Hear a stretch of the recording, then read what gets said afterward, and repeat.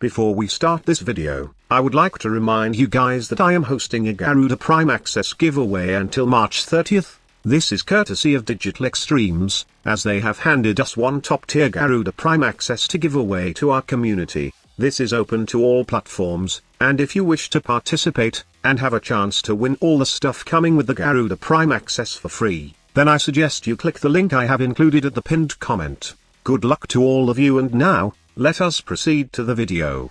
So someone asked me on stream, when did you started playing Warframe? Well, it was the year of the goat. I'm not referring to the Chinese calendar by the way, but I'm referring to the day when Oberon Prime trailer was teased. This was the first time I saw Warframe on YouTube, as it got recommended to me, for watching too much sci-fi RPG, looking for a new game to play with. The moment I saw Oberon Prime trailer, I was very interested about Warframe. The skill set of Oberon was an eye candy for me, and the way that they showcased the Warframe was really cool.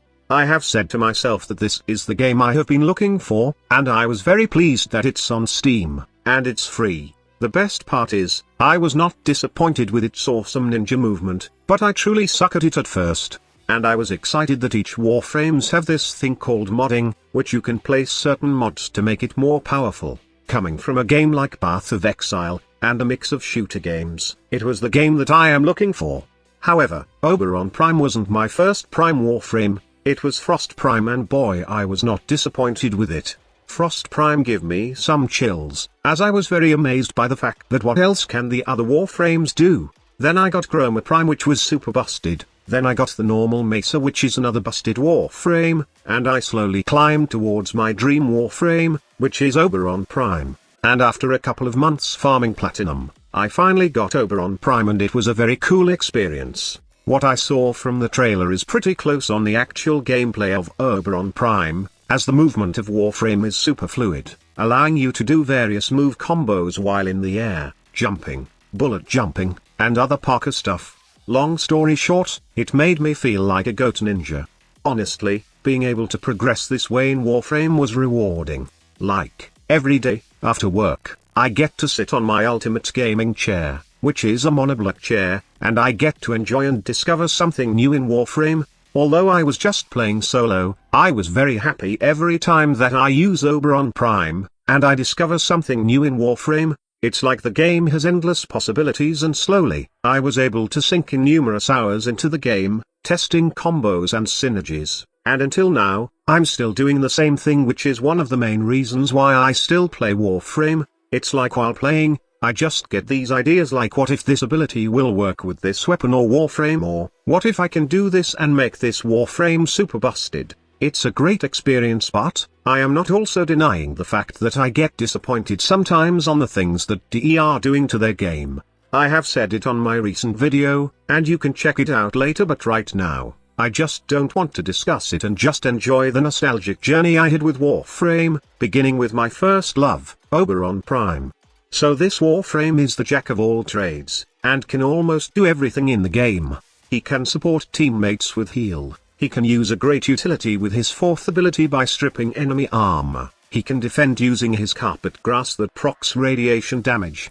He can also do idle and hunting with the use of his smite infusion augment. He certainly has a little of everything, but like all jack of trades, he's not a master of something. That's the weakness of Oberon, and in the past, I was having troubles keeping him alive at high level survival endurance runs, because healing and armor alone can't help a Warframe survive against super buffed up enemies. Well, that is just my opinion, as some players can do endless survival runs with Oberon in the past, but I just don't like how they do it, as it's usually camping in one spot, and I too was guilty of doing the same thing, but I just can't convince myself that camping is the best option in terms of survivability in higher level endurance runs.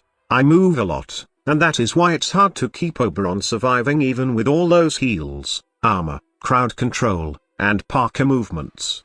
Do I still have the same perspective for Oberon now? Well, with the recent nerf to enemy levels, and with the help of the Helminth system, and also other busted things that have been added to the game, I can say that Oberon is one superb Warframe right now, especially with the latest Garuda tweak, as my Oberon build got buff so high, that I don't need to worry about dying in a mission. I did subsume Garuda's Blood Altar on this Warframe for insane healing, and because of the invulnerability of the Blood Altar, while traveling towards a target, I can safely heal and keep Oberon alive in Steel Path levels when I'm farming Steel Essence in survival missions. Most probably, I can say that this is the peak performance of Oberon right now in terms of survivability. But how about a Gloom setup squad leader? It's also good. But if you wish to also use Renewal, then you will have two abilities that consume energy per second. In my opinion, the Blood Altar is more efficient since it's a duration-based ability, and one thing that I like about this is Acolyte can't cancel the spell if it's active.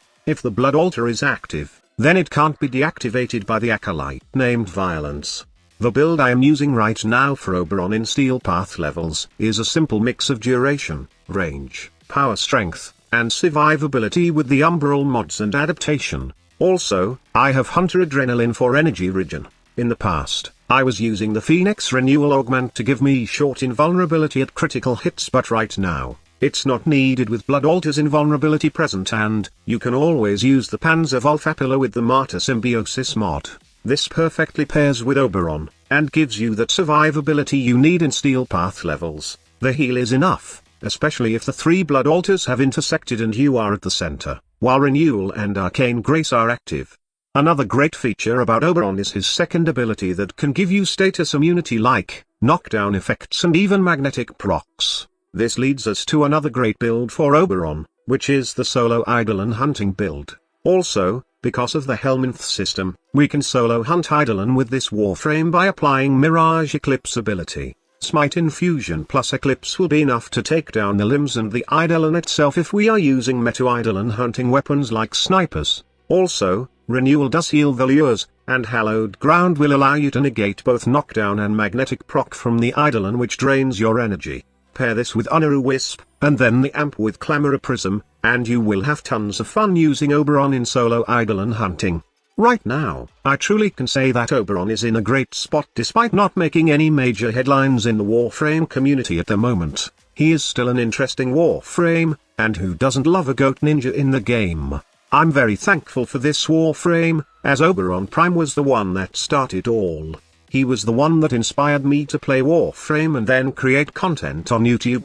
I wasn't expecting something in return, as my only goal in doing YouTube videos is to document all the things I have done in Warframe, so my cousin, which was also an addict of Warframe and can't play often since he had joined the police academy, can see what synergies he can play with when he comes back after his training. I wasn't expecting such a crowd to be interested in my content, and I truly thank you guys for your support. Without you, the Grind Hard Squad channel would be nothing. So thank you also, and I hope to give you more content in the future. Now, I would like to know what made you start playing Warframe. Let's discuss in the comments section below. Thank you so much for watching. Squad Leader signing off.